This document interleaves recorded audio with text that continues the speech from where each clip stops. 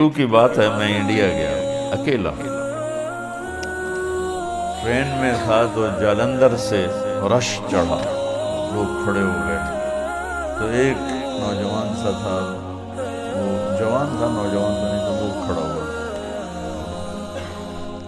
تو میں ایک سکھ کو دعوت دے رہا تھا، وہ میری غور سے نہ سنتا رہا، تو مجھ سے انگریزی کہتا فرام ویئر یو آر، میں کہا فرام پاکستان،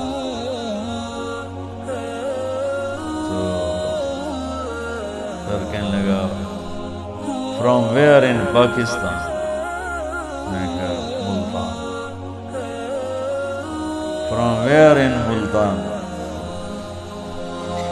میں کہا وائی آر یو آسکنگ، کیوں پوچھ رہے ہو؟ I am from Multan, small town تلمبا۔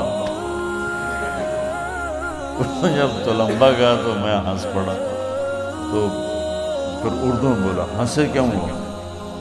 میں کہا آئی ایم فرام تلمبا۔ کہنے لگا آپ اپنی بولی بولیے۔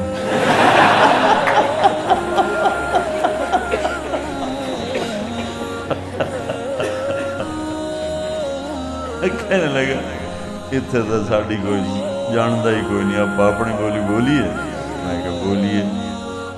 اس نے پیچھے اس کی بہن مجمع میں پھنسی کھڑی تھی، ایجڑ عمر رسیدہ، اس نے اس کو جا کے بتایا کہ تلمبے کا ایک لڑکا بیٹھا ہوا، وہ تو آئی شیرنی کی طرح تھی بھی ایسی ہیوی ویٹ، اس نے ادھر پھینکا، ادھر پھینکا، ادھر پھینکا۔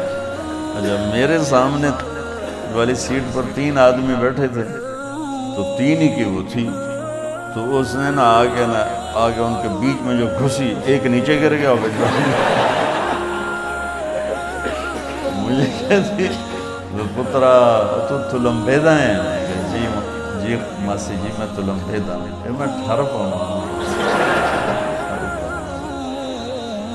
جتنے تلمبے کے، اس نوجوان کا نام تھا رام سروپ چک، رام سروپ چک، مجھے آج تک یاد، مجھے اب تو چیزیں یاد نہیں رہتی، مجھے آج تک یاد، رام سروپ 86L سیٹلائٹ ٹاؤن، اس نے مجھے اپنا ایڈریس دیا تھا، پتہ نہیں زندہ ہے مر گیا۔ لیکن تلمبے کے ہندو سونی پت شفٹ ہوئے، اس سونی پت کے مسلمان وہاں تگا ایک قوم تھی بڑی، وہ تلمبا شفٹ ہوئے، کچھ اس میں راجپوت فیملیز بھی ہیں، کوئی یہ تگا فیملی بھی۔ تو وہ بی بی جلندر سے جو شروع ہوئی ہے مجھ سے باتیں کرنا تلمبے کی، تو سونی پت تک وہ چپ نہیں ہوئی۔ امبالے گاڑی روکی تو میں نے وہ باہر چھاوڑی والا سیب بیچ رہا تھا، میں نے سیب لیے، تو میں نے کاٹ کے میں نے کہا ماسی کھاسو، کہ پترہ سی مسلیاں کو لوگ کھاندے نہیں، پر تو تلمبے دائیں، تیرے کو ضرور کھاس۔ تو کھائے، وہ بڑی مالدار فیملی تھی، انہوں نے مجھے جو حویلی بتائی وہ تلمبے کی ایک اینٹیک حویلیوں میں تھی، تو کہنے لگی میرے باپو حویلی پوری کی تھی تو ملک بن گیا، تو سمجھ اے چھوٹا جا ہے اس لئے رام سروپ جمعے آیا یہ حالی 6 مہینے دائی، انہوں لیتے سے نکلے ہیں، تو ہر شاہ چھڑتے آگئے۔ تلمبے میں ہندوؤں کی 2 بڑی فیملیاں تھیں، ایک پروتھی اور ایک چک، انہوں نے پورے علاقے کے زمینداروں کو اپنا غلام بنایا ہوا تھا، سود پہ قرضے دے دے کرنا، ان کی زمینیں ساری انہوں نے نا وہ قبضے میں کی ہوئی تھیں، اور وہ ان کے غلام تھے۔ تو اب اس حویلی میں 20-25 خاندان رہتے ہیں، اور وہ اکیلے اس کے مالک تھے اس وقت۔